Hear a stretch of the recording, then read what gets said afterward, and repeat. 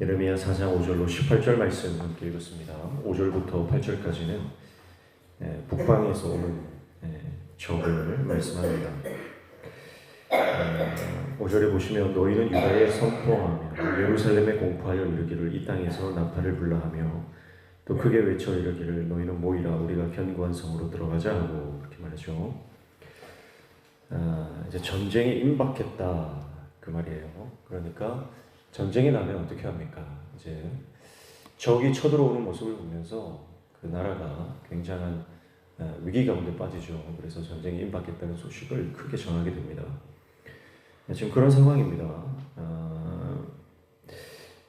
북방에서 오는 적은 다름 아닌 바벨론이고요. 바벨론은 주전 612년 아수르의 니느웨를 함락합니다. 그리고 이후에 갈그미스 전투에서 아수르와 애굽의 연합군을 격파하고 이후에 남유다를 지나서 애굽으로 진격하게 될 것입니다. 그 바벨론의 침공 앞에서 유다가 할 수 있는 건 아무것도 없어요. 그래서 지금 선지자들은 괜찮다, 평안하다, 거짓 평안을 선포하고 있는 상태입니다. 그러나 예레미야 선지자는요, 정확한 미래를 선포하고 있어요. 그래서 이 바벨론이 침공을 할 것이고 바벨론이 침공하면 우리는 절망적인 상황, 하나님의 심판에 놓이게 될 것이다. 그렇게 선포하는 것입니다. 자, 보십시오. 6절에 보면 시온을 향하여 깃발을 세우라, 도피하라, 지체하지 말라. 내가 북방에서 재난과 큰 멸망을 가져오리라. 그렇게 말씀합니다. 자, 바벨론이 침공하겠지만 그 바벨론이 침공하는 것은 어떤 우연이나 아니면 바벨론의 그 역사의 주도권이 바벨론에게 있다라고 말하지 않습니다. 적이 출현하고 그 적으로 말미암아 남유다가 심판당하는 것은 오로지 하나님께서 주도권을 쥐고 계시다. 그렇게 말씀하시는 거예요. 그래서 내가 하나님이죠. 여호와께서 북방에서 재난과 큰 멸망을 가져오리라 그렇게 말해요. 그러니까 적이 쳐들어온다고 말씀하지 않고요. 그 적을 가지고 온다. 그 재앙을 가지고 온다라고 하나님께서 말씀을 하시는 겁니다. 재앙을 가져오는 주체가 바로 다름 아닌 여호와시다 말씀을 하고 있는 겁니다. 전쟁과 이 큰 이 멸망의 사건이 결코 우연이 아니다. 역사의 주권, 모든 역사를 섭리하시는 분이 하나님이시고 하나님이 손에 모든 것을 쥐고 계시다. 그 말씀을 하고 있죠. 우리가 수요일 어제 잠언 21장에도 살펴봤지만 21장 1절에 뭐라고 말씀합니까? 왕의 마음이 여호와의 손에 있음이 마치 본물과 같아서 그가 임의로 인도하시느니라 그렇게 말씀을 했습니다. 사랑하는 성도 여러분, 우리가 역사를 바라보고 또 우리 개인의 삶을 바라볼 때에 모든 일들이 어쩌면 우연히 일어나는 것처럼 보여요. 그리고 사람의 뜻대로 이렇게 일이 진행되는 것처럼 보입니다. 그러나 보이지 않는 하나님의 손이 모든 역사를 주관하고 계세요. 지금 우리의 삶도 하나님께서 붙들고 계신 겁니다. 그래서 하나님께서 우리 역사와 인생의 주권자 되시고 주체가 되심을 우리가 아는 인생, 그것이 지혜입니다. 그것을 깨달아야 하는 겁니다. 그러니까 우리가 나아가야 할 곳이 다름 아닌 하나님 앞이죠. 여호와 앞에 나가서 모든 인생과 역사의 주관자 되신 그 하나님께 우리는 도움을 구해야 됩니다. 아수르도 아니고 애굽도 아니고 바벨론도 아니에요. 우리가 붙들어야 할 분은 하나님입니다. 우리 대한민국이 살 길이 어딥니까? 어떤 사람들은 미국에 붙어야 된다 그러고 어떤 사람은 뭐 중국에 붙어야 된다 그러고 뭐 어떤 사람은 일본과 손잡아야 된다 그러고 여러 가지 말들이 많지만 정치적인 건 잘 모르겠어요. 그러나 분명한 것은 뭡니까? 우리가 말씀을 통해 성경을 통해 기록된 계시의 말씀을 통해 우리가 분명히 아는 것은 이 민족이 살 길은 오직 하나님입니다. 우리 개인이 살 길도 하나님입니다. 영적인 이 놀라운 원리를 깨달아야만 우리가 살게 되는 것이죠. 9절부터 13절까지는 그 임박한 심판에 대한 상황들이 묘사가 되고 있어요. 9절에 보시면 여호와의 말씀이니라 그날의 왕과 지도자들은 낙심할 것이며 제사장들은 놀랄 것이며 선지자들은 깜짝 놀라리라 그렇게 말씀해요. 점진적으로 그들이 충격받는 것들이 강해지고 있어요. 왕과 지도자들은 낙심할 거예요. 왕과 지도자들은 낙심합니다. 왕과 지도자들이 기대했던 건 뭡니까? 아수르를 우리가 붙들면 우리가 살 거다, 그런 기대. 또 애굽에 붙으면 살 거다, 그런 기대. 근데 그들의 기대가 다 엇나가는 거예요. 다 빗나가 버렸죠. 바벨론이라고 하는 나라가 그 애굽과 아수르를 격파할 줄 누가 알았겠습니까? 그래서 그 기대가 벗어났기 때문에 낙심을 하게 된다는 거죠. 그런데 제사장들은 놀랄 거예요. 낙심하는 것보다 더 그 다음 단계입니다. 제사장들은 놀라는 거예요. 제사장들은 하나님께서 그들과 함께 하시는 줄 알았어요. 하나님께서 보호하실 줄 알았어요. 근데 그들의 믿음은, 그들의 확신은요, 틀린 거였거든요. 왜냐하면 하나님께서 원하시는 것은 하나님 앞에 온전한 예배를 드리는 것인데, 제사장들은 하나님 앞에 예배가 아니라 그냥 종교 행위만 남았어요.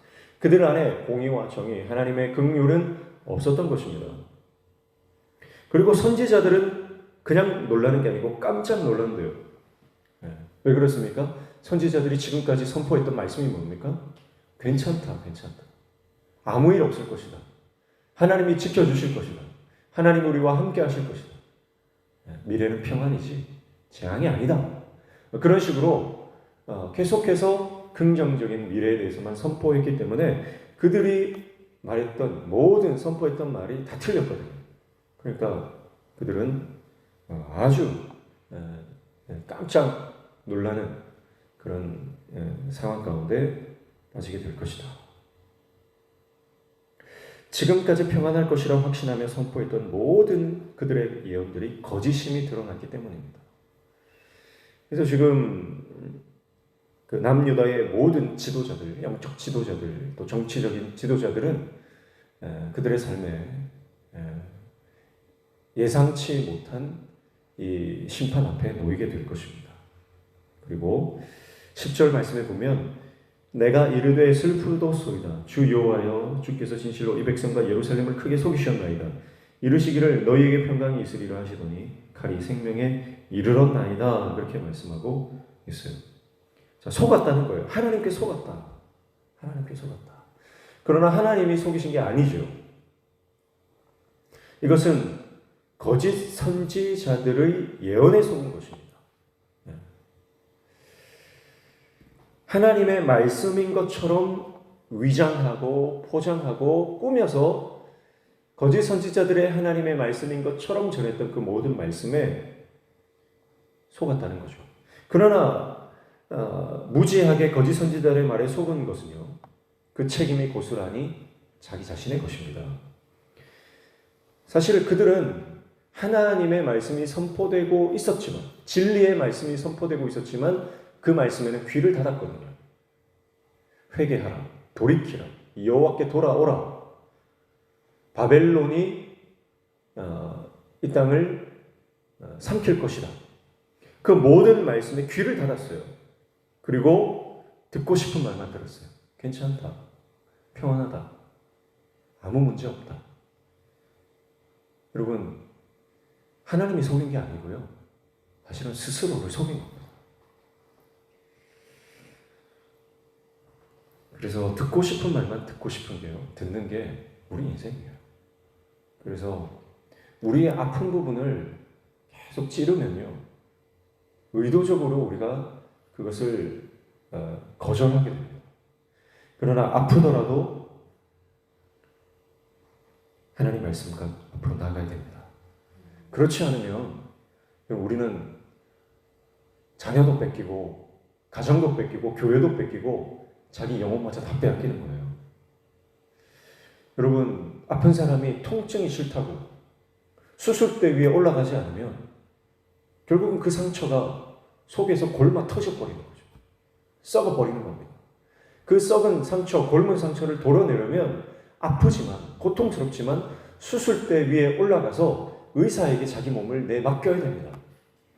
우리가 하나님 앞에서 영적 수술대 위에 올라가지 않으면 내 안에 있는 모든 그 죄악이 결국은 나를 삼켜버려요.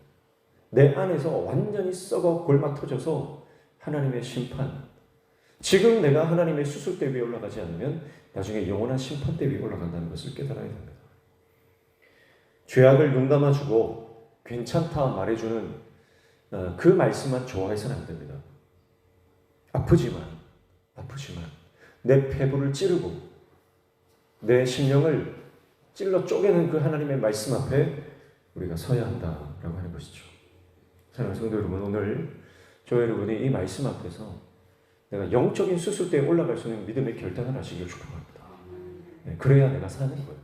지금 당장 상처 부위를 칼로, 메스로 찔러서 가르는 한이 있더라도, 그래서 피가 솟구쳐 오르는 한이 있더라도 여러분, 우리가 주님의 영적 수술대 위에 올라가야만 우리가 그 악성, 이 종양이 제거되는 것입니다.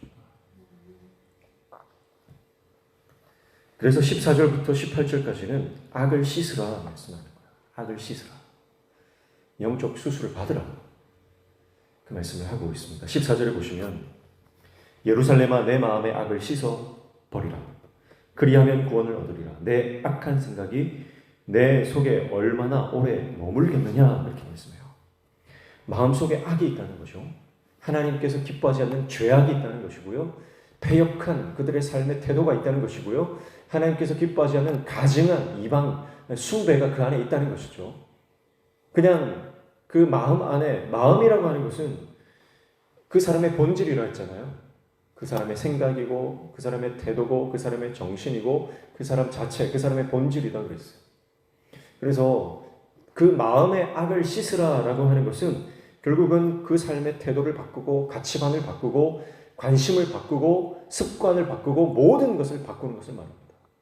단지 그냥 약간의 행동 교정으로 말하는 게 아니에요. 뭐 행동 교정한다 그 정도 수준이 아니라는 거죠. 이것은 완전한 변화, 완전한 회복, 완전한 회개를 말하는 것입니다. 완전히 새로운 마음으로 거듭나지 않으면 살 수가 없다는 거예요. 이것은 4장 4절에 말씀했던 마음 가죽을 베라고 하는 말씀과 연결되는 것입니다. 할례를 행하되 그냥 육신적인 표피만 제거하는 것이 아니라 눈에 보이는 가시적인 그 피부 끝만을 제거하는 것이 아니라 내가 피부 끝을 제거했다고 해서 하나님 백성 되는 게 아니라는 거죠. 마음의 할례를 받아야 된다. 그래서 마음의 가죽을 베라. 이것은 이전에 내가 잔재해 있는 모든 과거의 삶의 흔적들을 다 제거하라는 겁니다. 하나님이 기뻐하지 않는 모든 삶의 영역들을 완전히 단절하고 완전히 거절하고 완전히 거기에서 빠져나오라는 거죠. 그래야 산다는 거죠. 그래서 마음의 악을 제거하라. 마음의 악을 씻어버리라. 그렇게 말씀하고 있습니다. 내 중심이 변해야만 우리가 살게 되는 줄로 믿습니다. 어떻게 씻습니까? 물로는 씻을 수 없는 거예요. 예수 그리스도의 보혈로만 씻을 수 있는 줄로 믿습니다. 예수 그리스도의 보혈로 덮어야 됩니다.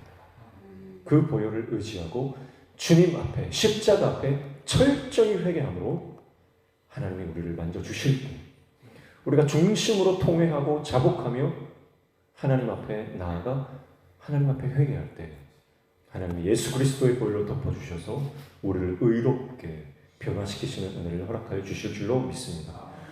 그러니까 마음으로 씻는다, 악을 씻는다라고 하는 것은 정말 내가 살기를 원하느냐 하는 거예요. 여러분, 내가 정말 살기를 원하면 돌이키게 되어 있습니다. 근데 사실 정말 살고자 하는 마음이 없기 때문에 그래요. 지금 내가 누리는 이 죄악된 삶이 좋은 거예요. 그러니까 내가 정말 여기서 빠져나오고 싶은 100% 마음이 없는 거죠. 여전히 내가 이 안에서 좀 더 누리고 싶고 이 안에서 내가 정말 세상과 버타야 살고 싶은 그런 마음들이 여전히 잔재해 있기 때문에 온전한 회개를 잃을 수 없는 겁니다. 그 마음을 완전히 버려야 돼요. 예수 보혈로 완전히 씻어야 됩니다. 그래서 내가 정말 살고 싶어요. 내가 정말 살고 싶은 이 부흥을 원하고 회복을 원하고 완전한 하나님 앞에서의 완전한 이 변화를 내가 원해야 됩니다. 그래야 내가 사는 거죠. 사랑하는 성도 여러분, 겉모습이 아니라 내 마음 중심, 내 삶의 가치관과 내 철학과 내 생각과 내 모든 내 삶의 본질이 하나님 앞에서 깨끗이 씻음받아 완전한 새로운 삶, 하나님께서 보여주시는 그 하늘의 영광을 경험하며 살아가는 인생이 되시기를 축복합니다. 임박한 진노 앞에서 그러나 살 길 하나님께서 말씀하시죠.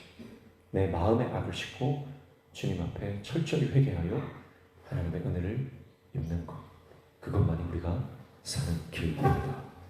기도하겠습니다. 주님, 우리를 회복시켜 주시고 주님, 우리를 살려 주시옵소서. 살려면 우리 마음의 악을 씻어야 한다고 말씀하시는데 예수 그리스도의 보혈을 의지하며 주님만을 소망하며 우리 안에 있는 모든 마음속의 악을 주의 보혈로 씻어버리는 믿음의 결단으로 나아가게 도와 주시옵소서. 오늘도 주님 앞에 나와 간절히 기도하며 간구하는 모든 기도의 소원들 주님들로 응답하여 주시고 우리 삶의 모든 막혀진 문들이 열려지는 영통의 은혜를 허락하여 주시옵소서. 예수님의 이름으로 기도하옵나이다.